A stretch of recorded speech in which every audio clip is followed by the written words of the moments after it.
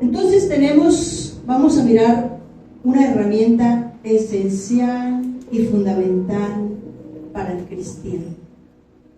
Todos los cristianos tenemos que estar sumergidos en esto que vamos a estudiar hoy, porque de lo contrario no hay otra manera de poder crecer, madurar, vivir conforme a Dios, agradar a Dios y disfrutar de sus bendiciones. No hay otra manera. Y es la oración. Todos, absolutamente todos, debemos entrar en ese camino de la oración, en esa tarea, porque el asunto está en que nos conformamos, por medio de leer la Biblia, por ejemplo, nos conformamos con ver en YouTube algo y con eso creemos que hacemos la tarea, y no es así. Tenemos que orar y vamos a analizar qué nos dice Dios sobre el tema de la oración y por qué y para qué nos sirve. Y vamos a buscar 1 de Pedro capítulo 4 versículo 7. Mas el fin de todas las cosas se acerca. Sed pues sobrios y velad en oración. Ahí es donde debemos estar más sobrios, más conscientes, porque es que a veces oramos como una locomotora, y está pensando en otra cosa, está oyendo otra cosa, está distraído, y cuando se da cuenta incluso está diciendo locuras. Yo debo dedicarle el minuto, los 5 minutos, la media hora, lo que usted pueda y quiera hacer en oración, pero consciente. Estoy aquí, Señor, delante de ti, vengo a darte gracias, pero cuando yo le digo a Dios que vengo a darte gracias es porque aquí en mi corazón lo está sintiendo, porque aquí lo tengo en la mente y no porque es mecánicamente que ya me aprendí la oración. De ahí que ¿qué dice Dios de la oración? Que no debe ser ¿qué? Repetitiva. ¿Cómo dice? Que no usemos ¿qué? Vanas repeticiones. Que no usemos vanas repeticiones. Incluso uno a veces ve a cristianos que dicen, mire, lea esta oración para que tenga tal cosa, ¿verdad? Eso suena como a brujería, ¿sí?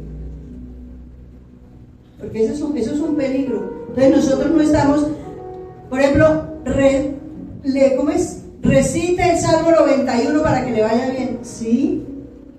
¿Eso es orar? No.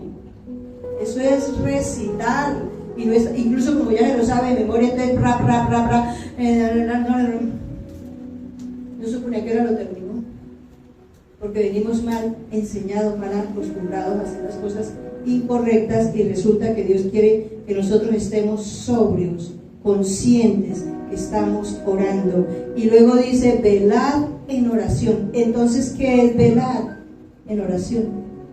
Todo el tiempo pendiente, porque mire que hay varias cosas que significa esto de velar.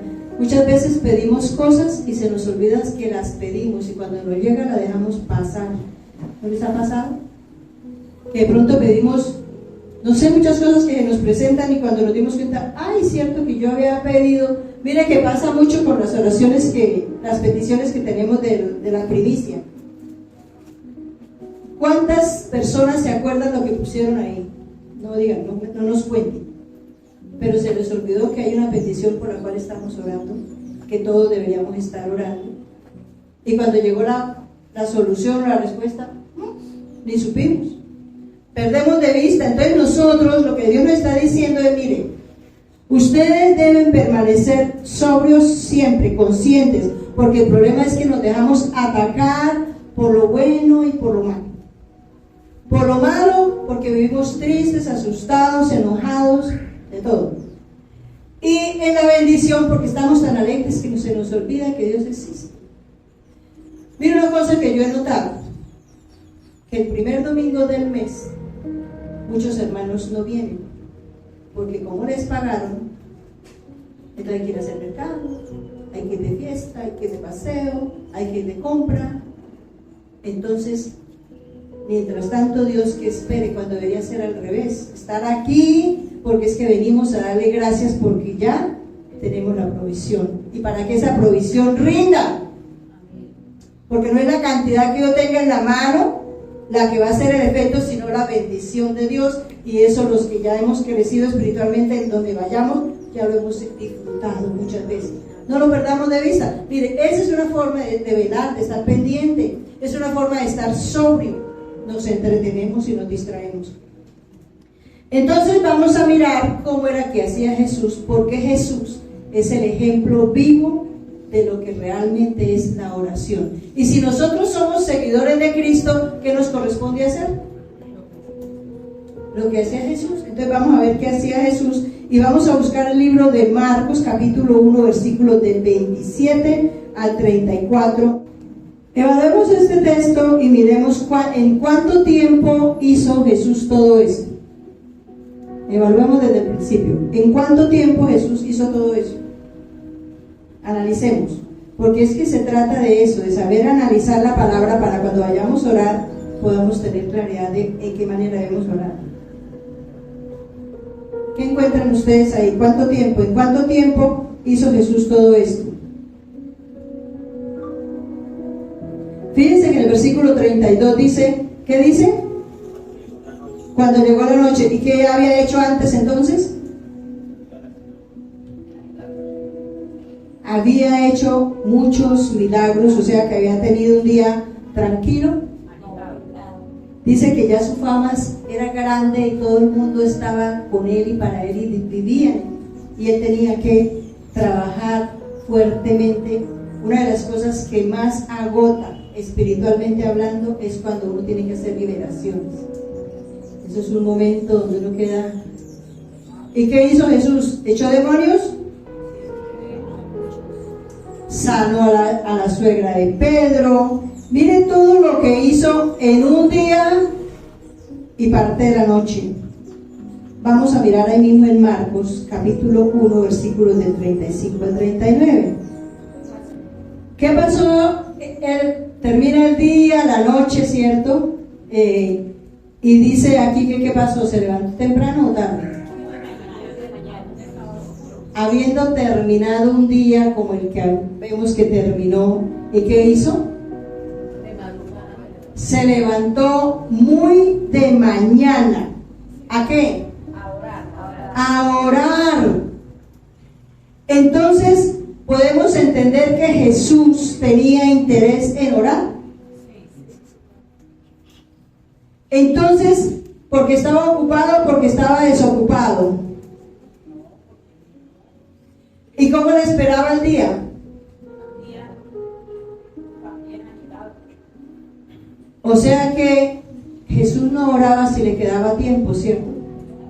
Él oraba porque él sabía que eso era lo primero. Nosotros tenemos que disciplinarnos en eso, que la búsqueda de Dios tiene que ser lo primero, y ahí es donde le estamos fallando. Y una de las cosas sencillas que es orar, porque puede orar en la casa, puede orar en el cuarto, no necesita ponerse muy elegante, en cualquier momento y a cualquier hora, incluso cuando Dios lo levantó en la madrugada. ¿Qué hizo Jesús? ¿Se levantó de madrugada y luego se fue a dormir? Nosotros lo hubiéramos hecho así, ¿no? Semejante día tan terrible, y se levanta de madrugada, y esa madrugada no creo que fuera para las 5:30, por lo menos a las 4. Y se encontraría con los discípulos, póngale temprano, a las 7. No, aguante tantico, porque ustedes saben la gente que yo he tenido, y me voy a dormir un ratico porque estoy muy cansado. Y tengamos presente que Jesús era un ser humano, porque hay gente que cree que no, que como él era Dios, no. Él tenía la unción del Espíritu Santo como cualquiera de nosotros, pero él se mantenía en línea con el plan de Dios. ¿Qué sería lo que él oraba? ¿De qué oraría? ¿Qué sería lo que hablaba con el Padre? Por ejemplo, que lo ayudara. Versículo 37 dice, y hallándole le dijeron todos, te buscan. Él les dijo, vamos a los lugares vecinos para que predique también allí, porque para esto he venido. Él estaba clamando al Padre a dónde era que había que ir a orar. Mira, Señor, quíteme el cansancio, que tenga un día tranquilo, que no venga mucha gente, Señor. Esa no era la oración de él. Vamos a ver otro ejemplo, Mateo 14 del 20 al 21. Si a uno le queda grande hacer el almuerzo para 4 o 5 personas, 3 personas, 5 y qué montón de gente, ahora alimentar a 5,000, y ese día había sido, ¿por qué les dio por qué los alimentó? ¿Qué estaban haciendo ese día? Habían estado todo el día escuchando la palabra. ¿Quién estaba hablando? Jesús, todo el día hablando, predicando la palabra. ¿Cómo sería que ellos vio que ellos estaban cansados? Ya era la noche, digo, no, denles de comer. ¿Y cuánto tiempo invertirían en eso? Horas. Para darle de comer, y comieron todos hasta que todos se saciaron. Ahora miremos lo que dice ahí mismo en Mateo 14, pero los versículos 22 y 25. Aquí termina la alimentación de los 5,000, y él le dice a los discípulos: súbanse a la barca y esfúmense, váyanse, y yo me voy a encargar de despedir a toda la multitud. Miren, muy considerado, pues porque los discípulos estarían rendidos. Digo, váyanse ustedes y yo me quedo aquí despachando a toda la gente para que se vaya. Pero luego dice el 23, despedida la multitud, subió al monte a orar aparte, y cuando llegó la noche estaba allí solo. Ustedes se imaginan, después de otro agite como ese, y se fue a orar en la noche, no se fue a dormir primero, sino que se fue a orar. Y según el versículo 25, ¿hasta qué horas oró? ¿Eso a qué horas es? Hasta la madrugada. O sea que eran de 3 a 6 de la mañana. Porque en ese momento es que él se va y se encuentra con los discípulos. O sea, había estado orando lo que le quedó de la noche. O sea que no durmió. ¿Y enseguida se fue a dormir? No, siguió. Eso sí se llama de verdad consagración, eso sí se llama compromiso. Y si Jesús, siendo Jesús, lo hacía, ¿será que a nosotros no nos corresponde hacer lo mismo? ¿Por qué? ¿Por qué a nosotros nos corresponde hacer lo mismo? Porque debemos ser imitadores de Jesús. Es decir, que si Jesús, siendo Jesús, que vivía en santidad, que siempre fue santo, que imagínense cómo estaría de empoderado, pues imagínense, entre otras, porque mire lo que aguantaba. ¿Cuánto más nosotros que somos tan debiluchos? Que vivimos entretenidos, que vivimos peleando, que vivimos angustiados, que vivimos así. Por eso es que vivimos así, porque no estamos usando esta herramienta tan valiosa que es la oración. En vez de estar peleando, estemos orando. En vez de estar asustados, estemos orando. En vez de estar confundidos y yo no sé qué hacer, estemos orando. Porque eso es lo que encontramos en Pedro, ¿cierto? Que estemos sobrios, velando en oración. Y crean que eso es súper efectivo, y también todos los que hemos entrado en esa tarea hemos disfrutado de esa gran bendición, de disfrutar de las múltiples formas en que podemos encontrarnos de la mano de Dios. Mira lo que dice Lucas capítulo 6, versículo del 12 al 13. En aquellos días él fue al monte a orar y pasó la noche orando a Dios, y cuando era de día se fue a dormir. ¿No dice eso? No, dice: llamó a sus discípulos y escogió a 12 de ellos, a los cuales también llamó apóstoles. ¿De qué estaría orando? ¿Qué sería el tema de oración en ese día, en esa noche? Amén. Estaría pidiendo que esta persona que me cae también quede, porque es que ese es mi amigo. No. ¿Cuáles son? Imagínese Jesús, que conocía los corazones, porque tenía esa capacidad, precisamente por esa unción y esa santidad en la que él vivía, esa consagración. Él tenía la capacidad de saber lo que había en los corazones de ellos, porque recordemos que cuando los fariseos empezaban a pensar, decía: ustedes están pensando esto, pero O sea que él sí conocía los pensamientos, ¿cierto? O sea que él conocía quiénes pudieran ser, pero él que estaba buscando aquí, que quiénes fueran. Amén. ¿Qué más? Los que el Padre había escogido. No él. Es que ese es el asunto. Nosotros no buscamos que Dios nos diga qué hacemos. A veces está en preparar un plato de comida. Hay cosas que uno queda como, yo de una vez le entrego la tareita a él. ¿Por qué? Porque vamos a la fija, a la segura, porque eso es lo que Dios decidió. Y si Él lo decide, con toda la certeza va a salir bien como Él, no como yo.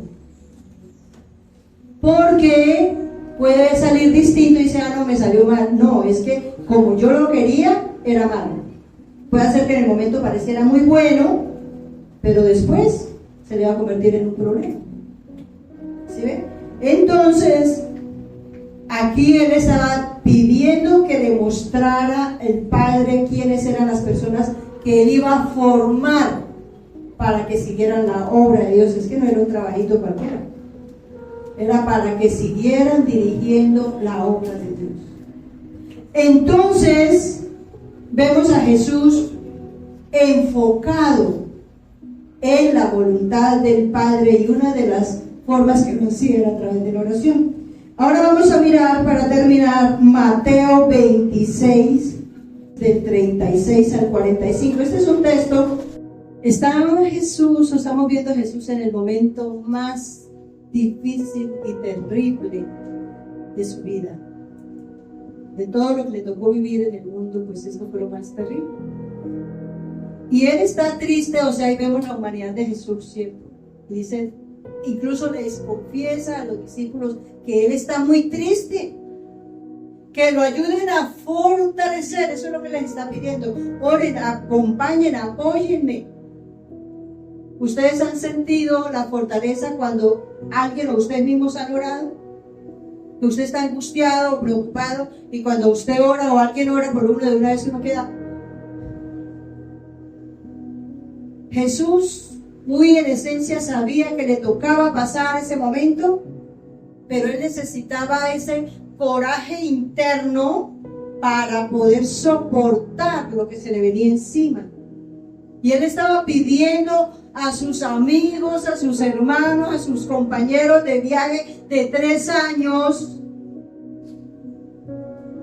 por favor, acompáñenme, oren por mí.